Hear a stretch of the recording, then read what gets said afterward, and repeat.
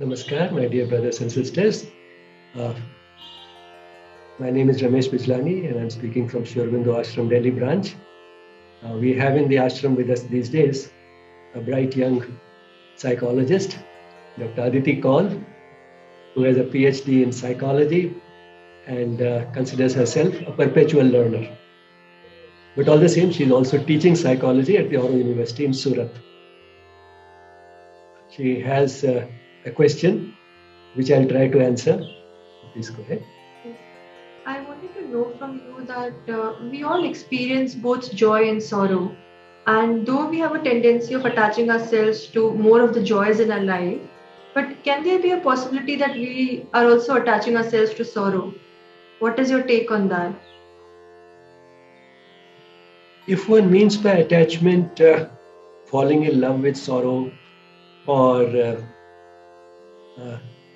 wanting more of it, that probably would not happen literally, at least.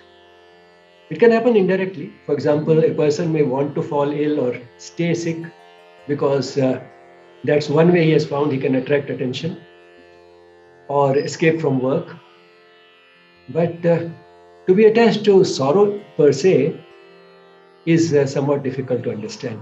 Although getting attached to joy is, because we know that this joy will not last forever. Most things in the world don't. And yet we have that anxiety, how long will it last? We are attached to it. And when something that we love goes, disappears, we lose it, we do feel bad, at least for some time. So in that sense, we are attached to joy, things which we find pleasant. But unpleasant things or sorrow, misery, yes, indirectly we may be, but directly it's difficult to understand. However, that makes me think of what really is responsible for all sorrow and suffering in the world. The basic source of all sorrow is ignorance. Ignorance not of the type that can be removed by going to a school or a college, but ignorance of the deeper truths of existence. And that is something which we may be in love with, although we would not like to confess it, because while there is no dearth of hints and signals and some sort of triggers which may take us towards deeper knowledge, most of us keep rejecting those opportunities. So in that sense, it seems as if we are in love with our ignorance. We know that there can be something better, but when we are close to it, we seem to reject it.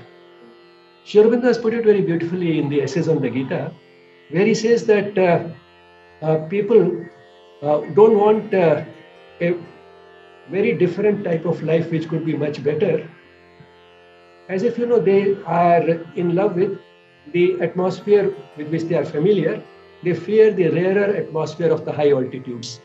It's a very good simile because the atmospheric pressure is near the sea level atmosphere, and the plains in the mountains, which are much more pleasant, the atmospheric pressure falls. So it's the rarer atmosphere. But if a person is very accustomed to being at the sea level, to that pressure, he knows that that will be beautiful. The hills will be beautiful, but he is afraid of moving into that rarer atmosphere to which he is not accustomed. So that's how we seem to be in love with our ignorance, but not to the misery and the suffering itself. So, like how you said, this altitude example is something which is very visual in that sense. So what will be your suggestion? What will be the first step to take for that movement from ignorance to knowledge? How can we start on that path? That's a very good question. How do we begin? Yes. A one-liner would be begin from where you are and go further. So that's where we begin. And that is how actually the journey of yoga is like. We are, no matter where we are, we can always make a beginning and from there move on. But then the path is not linear, and the first step may not be very obvious to us. But all the same, most people seem to go on that path as a result of a trigger. The trigger may come in the form of sorrow and suffering, or a crisis, something which we call a misfortune, Or sometimes the trigger may be more positive, like say, reading some book, which becomes a life-changing event, listening to a talk, not the whole talk, maybe just one sentence in a talk. So those types of things can also happen. We meet an inspiring person, and we just sort of fall in love with that person and just try to emulate that person, or so triggers can be of so many types, enormous variety. I mean, how one begins. But then once one has begun, then one has to still go on a long journey. That one has to be prepared for, because to start with something is easier than to sustain it. And that is where again many people give up. Something like suppose you have to go from Delhi to Agra, and then you have a stopover, say in Mathura, and then you say, oh, so nice here, there are so many temples, Lord Krishna seems to be present here, why go up to Agra? This is good enough. So on this journey of yoga also, sometimes much before we reach an advanced stage or the peak, life becomes so much happier and more comfortable that the person may feel, well, now that's enough, and subconsciously may give up trying any further. So that can happen. But all the same, I mean, there are these stages. The initial awakening, the trigger is an awakening, and that awakening can be really an exhilarating experience. And at that stage, the person feels, oh, it is so easy, simple, rewarding, and insightful. Why didn't I think of it earlier? That is the sort of ecstasy in which he's in. But it's only when he continues a little longer that realizes that it is not as simple as that. It is has its own set of difficulties, and it's a long journey. And the result is that he may go through what is sometimes called the days and nights of yoga. The days are useful and the person feels that I'm making progress. The nights seem to be either a setback or that I've reached a plateau, not making any further progress. But in fact, those nights also have a role to play, because that is what provides the trigger for further growth. It is that period during which the maturation or seasoning of that progress which has already been made takes place. It is during that night that one gets a chance to try how much one has genuinely learned, how much one can put into practice.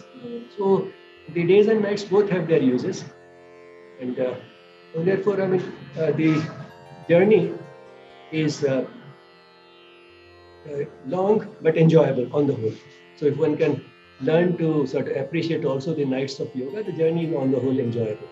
However, the important thing is that in spite of the opportunities for an awakening being available to almost everybody, not everybody uses it.